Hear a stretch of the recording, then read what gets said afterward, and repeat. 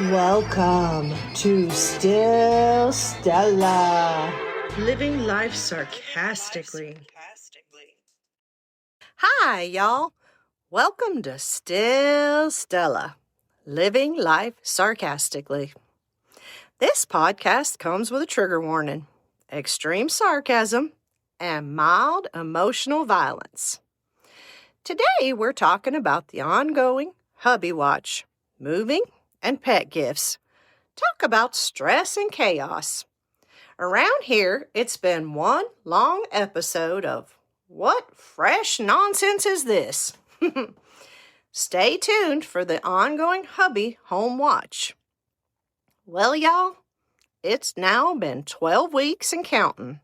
12 whole weeks. Hubby has been home waiting for surgery, and I've learned something important about marriage. Marriage is the only war where you're willing to sleep with the enemy and split the electric bill. Now, before anybody gets all dramatic, we're both still alive, mostly. Nobody's walked the plank yet. I'm not saying he's driving me crazy. I'm just saying if I had to choose between Hubby and a zombie apocalypse, I'd have to find out how bad the zombies snore first. Because his heart, bless his heart, he's stressed. Waiting this long for surgery has given him entirely too much time to think. Y'all know how hard it is to get a medical appointment these days. You call the doctor, and they say, "We have an opening." You get excited. Then they say, "In 6 months." By then, you've either healed, died, or figured out how to live with whatever's wrong with you. It's absolutely ridiculous. Waiting has become a master class in patience. And y'all know patience is not exactly my spiritual gift. It ain't Hubby's either. Unfortunately, all this waiting gives him plenty of time to think about every possible thing that could go wrong with surgery. Never let a grown man with free time and internet access Google symptoms. According to WebMD, he's got 17 rare diseases, and somehow he's pregnant with twins. Enough already. We just need to get this surgery done and get him on the road to recovery. And selfishly, get him out of my house. Because y'all know what all this free time means. Cabinet doors. Every single cabinet in my kitchen stays open. I walk in there looking like I'm navigating an obstacle course. It's like a 6-foot-tall raccoon lives with me. And the dish towel, y'all, the dish towel deserves its own support group. Why is it never hanging where it belongs? Why is it in the middle of the counter? Why is it in the garage? And why does it have grease on it? Why does it smell suspicious? One day, I'm convinced I'm going to find it under the truck changing the oil. At this point, I just don't investigate anymore. I just quietly retire it and move on to the next towel. Our mamas would have smacked us clear into next Tuesday for using the dish towel for anything besides dishes. Meanwhile, Hubby treats it like the Swiss Army knife of household items. I'm beginning to believe he just isn't trainable. I've got a better chance teaching Gurley to pay bills. Now I joke, but I admit I kinda like having him around. The last few years he worked nights, which made spending time together hard. Weekend trips were next to impossible because Saturday was basically recovery day after Friday night shifts. It's actually been nice having him home. He helps with the chores. Now, granted, there are restrictions.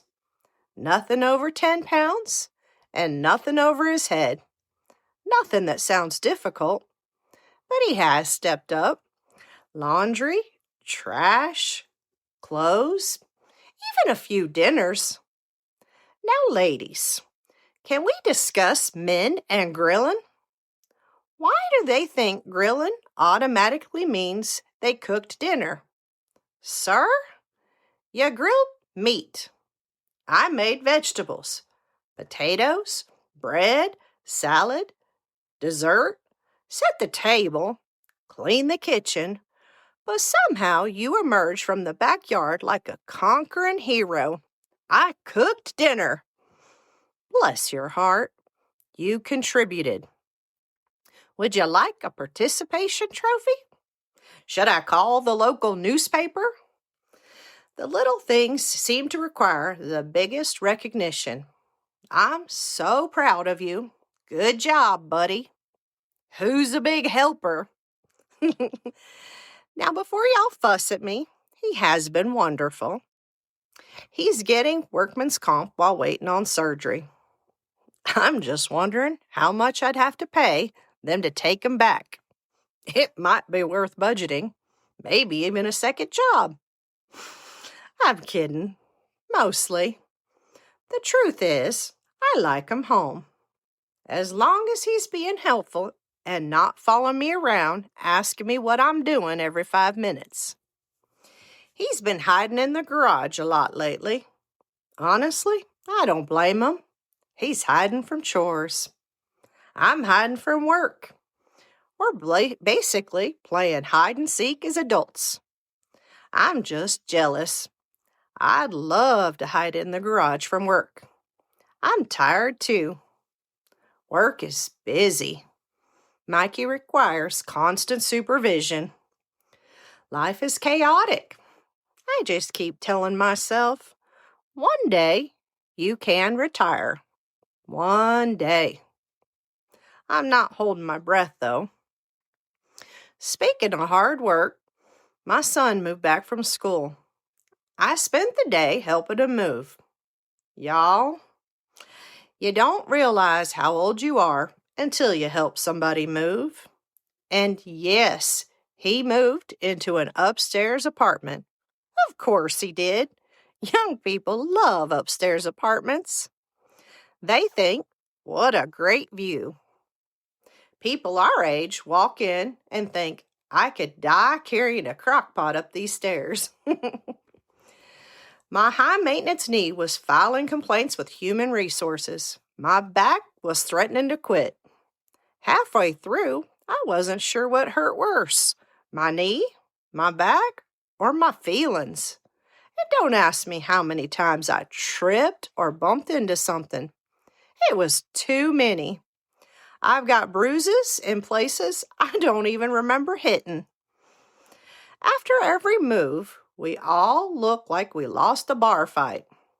Then somebody always says, you just need to exercise more. No, that ain't it. My body's tired. My body's raised kids, worked jobs, moved houses, helped other people move, survived menopause, fallen down stairs, walked into walls. My body's been through enough. I've officially decided if I ever move again, I'm hiring movers. I plan to die exactly where I'm living, unless we hit the lottery. That changes everything. Then movers will pack my house while I'm sipping mojitos on a beach somewhere. I can dream. Thankfully, my son has amazing friends. They showed up, ready to help. They actually ordered me to stay upstairs, packing and doing laundry. You don't have to tell me twice. I may be old and broken, but I'm not stupid. I survived, mostly recovered. I'm just happy I could help. He has a great little apartment, and my grandkitty seems to love it. I'm so happy they're back closer to home. We love our kids, the human ones and the furry ones. Speaking of furry children, pets are something else. They provide us much joy, so much love, and so much property damage. They're our babies. Don't judge us.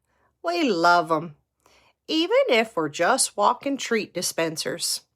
Isn't it funny how our pets bring gifts?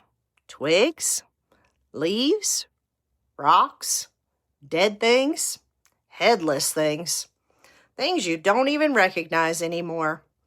And they are so proud. Look what I brought you.